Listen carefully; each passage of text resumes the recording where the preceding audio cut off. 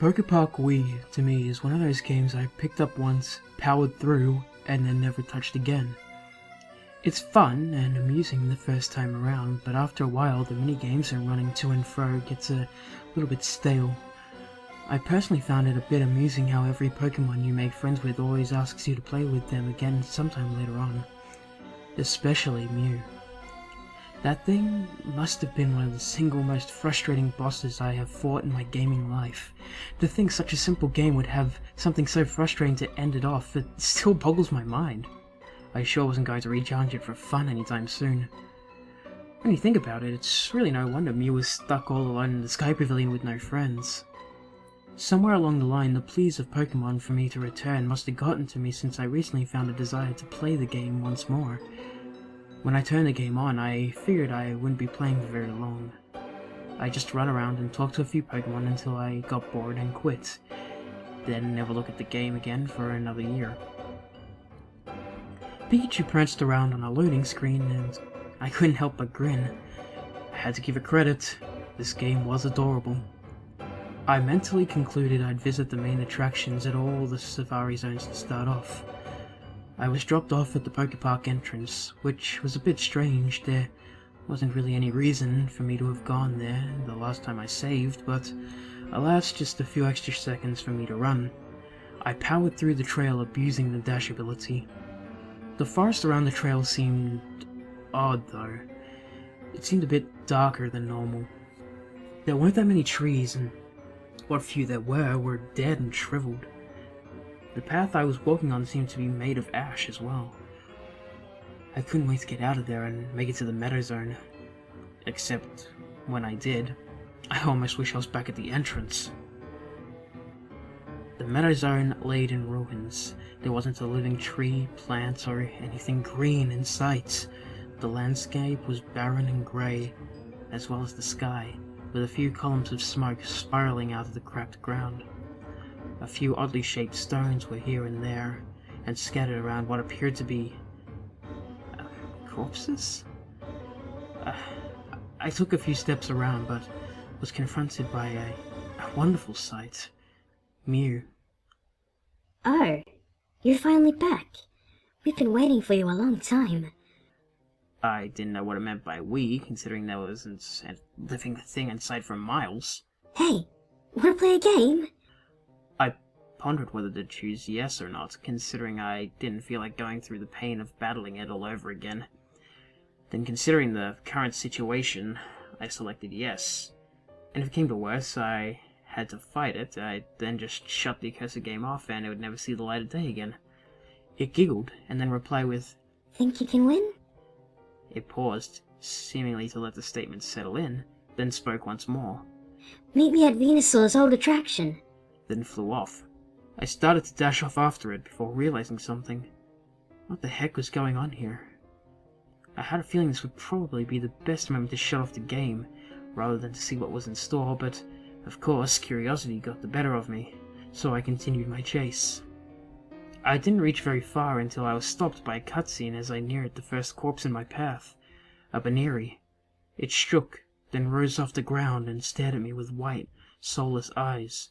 Its blood matted fur covered in dirt, grime, and gaping gashes. Then the abomination spoke.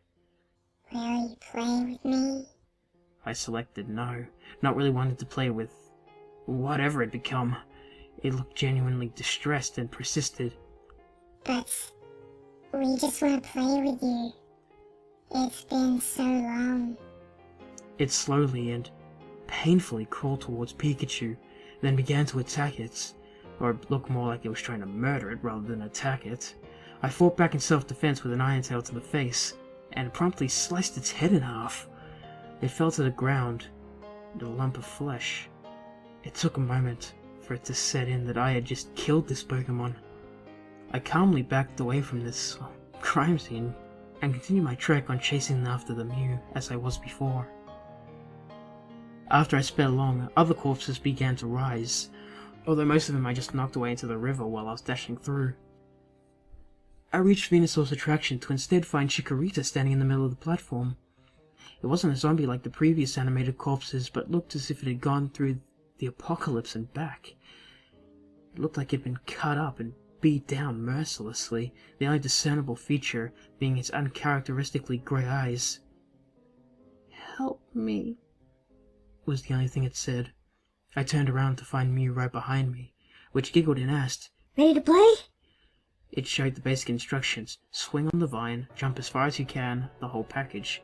Except when it came time to pick my character, Pikachu was the only one available, although it still had the sad animation playing as if you couldn't select it. The gameplay was normal, except for the fact that Pikachu wasn't swinging on a vine. Instead, there was the Tropius hanging from the branch, with its intestines falling out of its mouth. Pikachu clung to these intestines, although it looked like it would rather give up and drop down immediately instead of being forced to hold onto them. And hell, I wouldn't blame it. I swung the vine back and forth, and when I felt like I'd had enough momentum, let go. Pikachu soared across the track and landed just short of where Mew stood waiting. On the after screen, Pikachu slumped on the ground defeated, as apparently I hadn't broke the top current record. Mew giggled and spun around in the background, apparently thrilled that I'd lost. There were no Pokemon to be gloomy with me or cheer with Mew, as at that moment they were all dead. When asked if I would replay the attraction, I selected no without a doubt. Back in the overworld, Mew and Chikorita were still there, except after a few seconds, Chikorita disappeared. You lost. Mew informed me. Although they aren't your friends anymore anyway. You left them, remember? Mew giggled, Let's play some more. Meet me at the Iceberg Zone. and with that flew off, presumably towards the mentioned zone. I wasn't really feeling up to hanging out in the Meadow Zone any longer, so I ran as fast as I could to the meeting place, with a pack of zombies trailing behind me. When I arrived, I saw that it had been spared no mercy. The huge tree that used to stand in the center was now a pile of twigs and a broken plank crushed by a giant boulder, a few bodies trapped underneath as well. The gates to the other zones and all other structures were torn or burned down as well. Thankfully, when I walked around here, the dead didn't come to life and chase me. Because of this, though, the place seemed more like a desolate graveyard. It actually made me feel a bit gloomy, so I pressed on to the beach zone. Of course, the Drifloon at the Drifloon stop was nowhere to be seen, so I had to walk by foot everywhere. The beach was no better off than anywhere else. The stark white sand contrasted the very depressing grey sky. The water had bodies floating in it, tainting parts of the ocean red. The palm trees dropped low to the ground as if the smallest gust of wind would bowl them over. There were zombies here, just as in the Meadow Zone, still after my throat. I let one of the zombies reach Pikachu and defeat him, just to see what would happen. A corfish clawed and pounded at Pikachu with no mercy until he fell over, unmoving. "How do you like being used and left behind?" It spoke, then crawled off. Pikachu laid in a pool of its own blood for a minute, which then melted into 2, then 3, then 4. It ended with me restarting my Wii. Thankfully, I restarted at the same spot on the beach as where I was last, this time alive and breathing. After taking a measure to maul Corfish, I sprinted across the beach to where the Lapras resided. Its skin was cracked and rotten, with some nasty-looking liquid shooting out. Its shell was decayed and withered, barely recognizable. It hung its head low, and for a brief moment I thought it was dead just like the other Pokemon. As I approached it, though, a cutscene triggered, and it raised its head to speak. "You've come back, have you? A little too late for that, I'm afraid. Since you cared enough to arrive, though, might as well try to fix what can be saved." It bowed its head once more, and Pikachu hopped on its back, a little enthusiastic about the procedure. It sailed towards the Iceberg Zone, although I couldn't help but wonder if Lapras would really actually make it that far. When the screen faded to black, a few speech bubbles popped up in the darkness, presumably from the Lapras.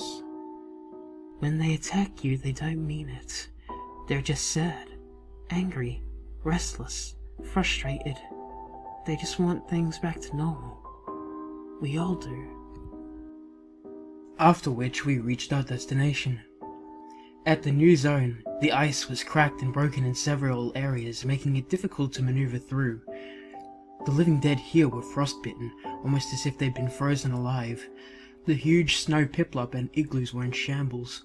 The ice tree was broken as well, many Pokemon impaled on its spikes. After several frustrating minutes of maneuvering through tricky landscape, I made it to where Apollyon's attraction used to be. This time, Piplup was there to greet me, beat up beyond all belief and still adorning grey eyes. Help me. Once again, being the only words it spoke, Mew floated down and asked. Ready to play? Pikachu was still the only Pokemon I could select. Thankfully, this attraction wasn't as grotesque as the previous. Pikachu slid down the icy ramp to the goal as normal, although the ice was cracked from several large stones in numerous areas, making it difficult to traverse. Constantly slipping on several patches of blood from the Pokemon crushed underneath the boulders didn't exactly help either. Eventually I made it to the goal, with probably the slowest record possible. Piplup disappeared, just as Chikorita had. You lost. You told me once more. Although, they aren't your friends anymore anyway. You left them, remember? You paused and giggled once again, Let's play some more. Meet me at the Lava Zone. and then was gone. I painfully made my way back to the Lapras, and was actually thankful to board its horrid figure, then remain on this broken icy landscape. Once we made it back to the beach zone, however, the Lapras washed up on the sand and laid stark still. It wouldn't stir again no matter how many times I tried to talk to it, or even hit it with a lightning bolt. Personally, never visiting the Iceberg Zone again didn't exactly upset me very much. After running and zombie chasing, I found myself in the Cavern Zone. Most of the tunnels were caved in by piles of boulders. Many of the rocks had decaying hands from crushed Pokemon reaching out from underneath, feebly grasping for Pikachu. I made caution to avoid getting caught by any one of these hands. Eventually, after some aimless wandering, I found where the hot spring used to be. The water was even more sickly green than usual, with some vile substances floating around in it I'd rather not know about. The Snorlax was still asleep in the middle of the springs too, except its hands, feet, and other parts of its body that were submerged under the acid-like water were morphed into a melted clump of goo. Pus oozed out of its empty eye sockets, its mouth, and through the several cracks running along its wrinkly skin. It looked more like a fleshy, rotting tub of goo than a Pokemon. The thing that disturbed me most was the fact that it was still breathing. I wasn't eager to join Snorlax, so I continued my trek through the cave. There wasn't any further sign of life except the occasional staggering Zubat or two that wanted me dead. I finally made it to the gate that led into the Lava Zone, but as I approached the minecart that led into it, Mawile walked up behind me. She looked pale and bruised, although not enough to be a zombie. Vines grew around the snake-like mouth attached to her head like a muzzle, keeping it clamped shut. The snake mouth looked infected and swollen with blood seeping out of its tightly shut mouth. What are you doing here? She spoke, then glanced at the minecart, and then back to Pikachu with a look of understanding. Going along is suicide. Pikachu and Mawile hopped into the minecart as it slowly started rolling past the gate. When the screen faded to black though, speech bubbles started popping up, presumably from Mawile. Things have changed since you left us. Without you, nobody was able to keep you in check. Then it fell. And when it fell, we all fell down with it. You can't change what damage has already been done. There's no further damage to prevent. Why don't you save yourself while you still can? Afterwards we arrived in the Lava Zone. Many places were still caved in. Parts of the ground were cracked, lava bubbling up from underneath.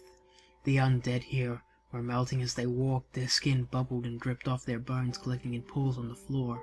Skeletons and skulls were littering that floor, presumably from Pokemon that had completely melted away. There were several zombie Pokemon here, and some of them managed to reach Pikachu. Whenever one did though, Mawile helped fight them off, acting like sort of a bodyguard. After some wandering, a cutscene triggered when we neared the edge of the large pit. The camera panned over to the edge to view dozens, maybe even hundreds of corpses filling up the hole.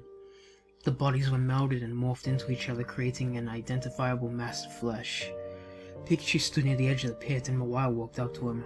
This is where we stored all the bodies that didn't have a grave.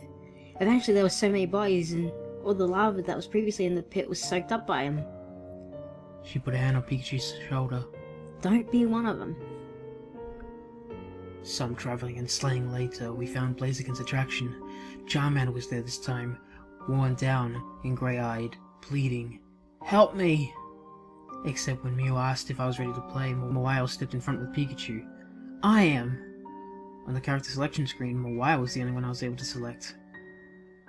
Mawile stood on the cliff looking over the lava adjacent from the other cliff where Mew floated with a cannon. Lava filled the crater between the two cliffs, molten hands reaching out from the depths that tried to grasp for Mawile and Mew.